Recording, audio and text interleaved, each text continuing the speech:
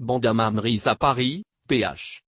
La Côte d'Ivoire a célébré ce samedi 7 août 2021, le 61e anniversaire de son accession à l'indépendance. À l'instar de plusieurs représentations diplomatiques à travers le monde, l'ambassade de Côte d'Ivoire en France s'est parée des couleurs nationales où plusieurs invités ont accompagné Sam Mriss Kwaku Bandama afin de célébrer ces moments de bonheur et de joie. Les 61 ans de l'indépendance de la Côte d'Ivoire ont été célébrés ce samedi 7 août 2021 sur toute l'étendue du territoire national et dont les représentations diplomatiques de la Côte d'Ivoire à travers le monde. En France, l'ambassadeur Mriss Kwaku Bandama a invité plusieurs Ivoiriens et amis de la Côte d'Ivoire pour vivre ces moments de joie et de ferveur.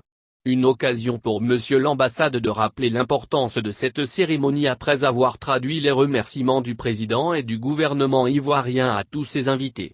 L'événement historique que la Côte d'Ivoire commémore aujourd'hui représente un moment exceptionnel dans la vie de notre jeune nation. Aussi la date du 7 août 1960 est le point de départ d'une marche glorieuse, indique une note de la représentation diplomatique ivoirienne sur les bords de la Seine.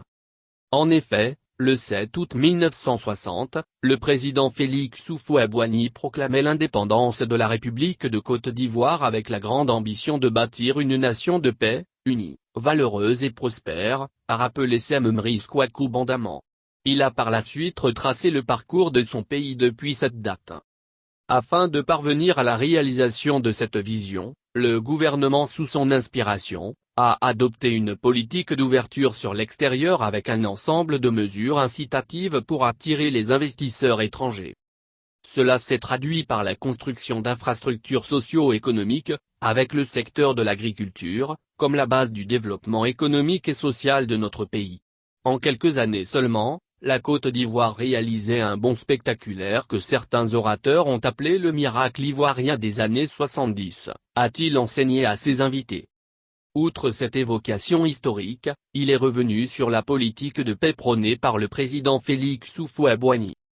Mais la grandeur de la Côte d'Ivoire que le président Félix Houphouët-Boigny avait réussi à lui imprimer ne venait pas seulement de ses réussites économiques et matérielles, mais surtout de la grande générosité dont les Ivoiriens sont imprégnés, une grandeur tirée de notre hospitalité, de notre fraternité et de notre ouverture aux autres. Le président Félix Houphouët-Boigny avait ainsi réussi à faire de la paix la deuxième religion de tous les Ivoiriens.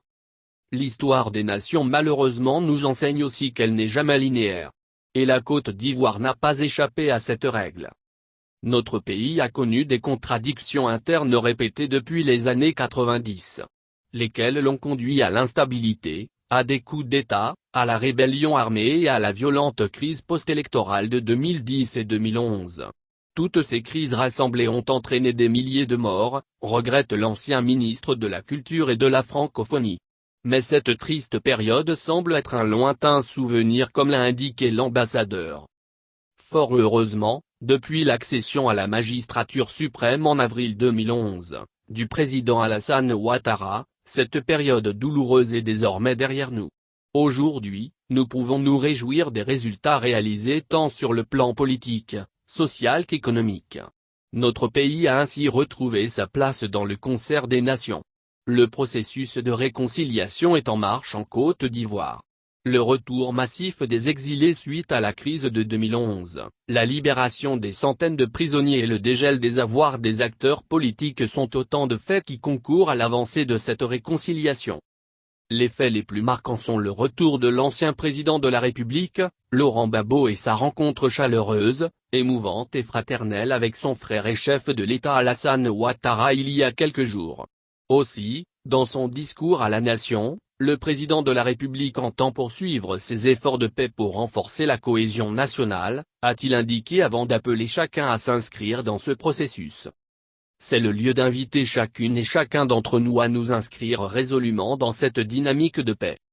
Il faut signaler que cette cérémonie parisienne a été marquée par le salut aux couleurs, des prestations artistiques reflétant la diversité de tous les terroirs de la Côte d'Ivoire et une réception autour duquel monsieur l'ambassadeur et ses invités ont communié et échangé au bénéfice de l'image d'une Côte d'Ivoire unie.